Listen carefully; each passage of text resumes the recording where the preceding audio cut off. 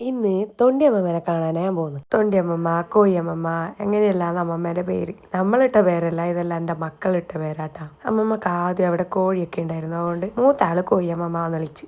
അപ്പൊ ഇപ്പൊ ഇളയ ആള് തൊണ്ടിയമ്മമ്മ എന്ന് വിളിക്കുന്നു. അപ്പൊ പോകുന്ന വഴിക്ക് പ്രസന്റേച്ചിന്റെ ആട്ടിൻകുട്ടികളുണ്ടായിരുന്നു.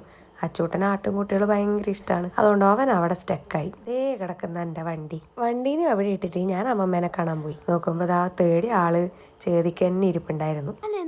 അപ്പത്തൂട്ട വന്നിരുന്നു. ഈ വോയിസ് അച്ചുകുട്ടൻ്റെയാണ്. അവനും കൂടി ഇന്ന്. പിന്നെ അവൻ ആട്ടുംകുട്ടീനെ കാണാൻ ആട്ടുംകുട്ടീന്റെ വീട്ടിൽ പോയി. ഇത് നമ്മളെ ചാരമൂത്തേന്റെ വീടാണ് കേട്ടാ. ഇതൊക്കെ പണ്ടത്തെ നൊസ്റ്റാൾജി അടിക്കുന്ന ഒരു സാധനമാണ്. എനിക്ക് അമ്മമ്മേനെ കുറേ ആയി കാണാൻ പോവാത്തെ. അമ്മമ്മ കയ്യിൽ പരാതികളും ഉണ്ട്. ഞാൻ ജനിച്ചെന്ന് തൊട്ട് അമ്മമ്മ ഇങ്ങനെ തന്നെയാണ്. എനക്കൊരു മാറ്റവും തോന്നിയിട്ടില്ല. അമ്മമ്മക്ക് നമ്മൾ പോയി കഴിഞ്ഞാൽ എന്തെങ്കിലും തിന്നാന്നില്ല ഒരു സമാധാനം ഉണ്ടാവില്ല. ഞാൻ ചോറ് തിന്നിട്ടാ വന്നേന്നും പറഞ്ഞിട്ടു അമ്മമ്മക്കൊരു സമാധാനം ഇല്ല. അതുകൊണ്ട് തന്നെ ഞാൻ കുറച്ച് ചോറ് തിന്നു. പിന്നെ നമ്മൾ കുറേ സൊറയൊക്കെ പറഞ്ഞു. അങ്ങനെ സമയം പോയത് അറിഞ്ഞില്ല. വരവിന്റെ ഉദ്ദേശം ആപ്പനെയും കൂടെ കാണലായിരുന്നു. ആപ്പൻ ചെറിയ ആക്സിഡന്റ് ഒക്കെ കഴിഞ്ഞ് സർജറി ഒക്കെ കഴിഞ്ഞിരിക്കലായിരുന്നു. അങ്ങനെ ആപ്പനെയും കണ്ടു. അങ്ങനെ നമ്മൾ സ്കൂട്ടീനെടുത്തും വരെ യാത്രയാക്കാൻ ബിന്ദുവിനെയും വന്നിരുന്നു. അങ്ങനെ നമ്മൾ തിരിച്ച് വീട്ടിലേക്ക് പോകാന്ന് പോകുന്ന വഴിക്ക് ഈ കാഴ്ചയെല്ലാം കണ്ടിട്ട് പോകാന്ന് വെച്ച്. എന്റെ നാട് ബംഗ്ലാമോട്ടയാണെങ്കിലും എനിക്ക് ഏറ്റവും ഇഷ്ടപ്പെട്ടൊരു നാടുണ്ട്. ഞാൻ ജനിച്ച് വളർന്നത് അവിടെയായിരുന്നു. ഇതാണ് എന്റെ സ്വന്തം കാനിച്ചേരി നാട്. നമ്മളെ കാനിച്ചേരിക്കാരുടെ സ്വന്തം ആശ്രമമാണ് കേട്ടോ ഇത്. ഈ നാടും ഈ ആശ്രമത്തിന്റെ ഭംഗിയൊന്നും വേറെ എവിടെ പോയാലും കിട്ടൂല. ഒന്നും പഴയതുപോലെ ചാണൊക്കെ തേച്ച് അങ്ങനെയുള്ള ഒരു ആശ്രമമാണ് കേട്ടോ ഇത്. ഇവിടെ വന്നവർക്ക് അറിയേണ്ട ഒരു ഭംഗി. പിന്നെ മഴ തുടങ്ങിയാൽ ഒരിക്കലെങ്കിലും